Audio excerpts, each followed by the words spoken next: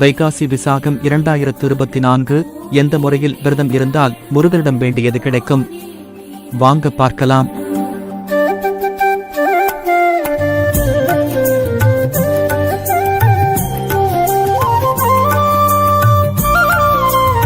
முருகப்பெருமானுக்குரிய மிக முக்கியமான நாட்களில் ஒன்று வைகாசி விசாகம். இந்த நாளில்தான் முருகப்பெருமான் அவதாரம் எடுத்ததாக புராணங்கள் சொல்கின்றன. நட்சத்திரங்கள் 27 இருந்தாலும் அவற்றுள் கிருத்திகை, பூசம் மற்றும் விசாகம் நட்சத்திரங்கள் முருகப்பெருமானுக்குரிய முக்கியமான விரத வழிபாட்டு நாட்களாக சொல்லப்படுகிறது. சிவபெருமானின் நெற்றிக் கண்ணில் இருந்து தோன்றி 6 தாமரை மலர்களில் தவழ்ந்த 6 குழந்தைகளை வளர்த்தெடுத்த கார்த்திகை பெண்களை சிறப்பிக்கும் விதமாக சிவபெருமான் அளித்த வரத்தால் கிருத்திகை நட்சத்திரம் முருகனுக்குரிய விரத நாளானது. அதே போல் முருகப்பெருமான் விசாக நட்சத்திரத்தில் அவதரித்ததால் விசாக நட்சத்திரமும் அவருக்குரியதாயிற்று.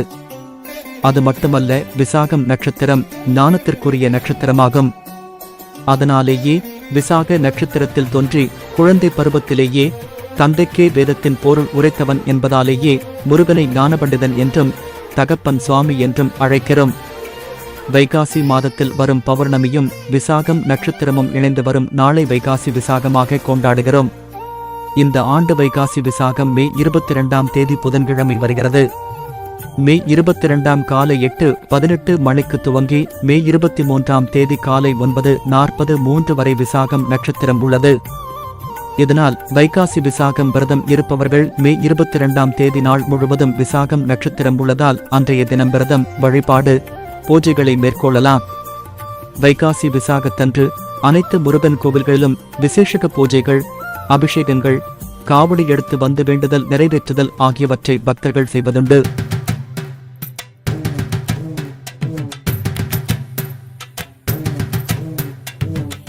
வீட்டிலேயே விரதம் இருப்பவர்கள் கந்த சஷ்டி, பங்குனி உத்திரம் விரதம் இருப்பதைப் போல் விரதம் இருக்கலாம். அருகில் உள்ள முருகன் கோவிலுக்கு சென்று வழிபட்டு வரலாம். முருகனுக்கு அபிஷேகம் செய்வதற்கு பால் உள்ளிட்ட பொருட்களை வாங்கிக் கொடுக்கலாம். வீட்டில் மாலை 6 மணிக்கு பிறகு விளக்கேற்றி வைத்து முருகப்பெருமானுக்கு விருப்பமான கந்தரப்பம் எனப்படும் இனிப்பு அப்பத்தை நைவேத்தியமாக படைத்து வழிபடலாம். முடியாதவர்கள் தேன், தினை மாவு அல்லது தேன் கலந்த பால் வைத்து முருகனை வழிபடலாம்.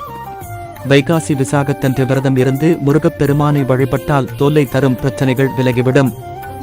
முற்பிறவியில் செய்த பாவங்கள் நீங்கும் என்பது ஐதீகம். எந்த பிரச்சனையாக இருந்தாலும் கந்தப் பெருமானை இந்த நாளில் மனமுருகி வழிபட்டால் அனைத்து விதமான நன்மைகள் நடைபெறும். இப்படி பல சிறப்புகள் நிறைந்த வைகாசி விசாக தினத்தில் நாமும் விரதம் இருந்து முருகப்பெருமானை வணங்கினால் ஞானமும் எல்லா வகை செல்வமும் கிடைத்து சிறப்பாக வாழலாம்.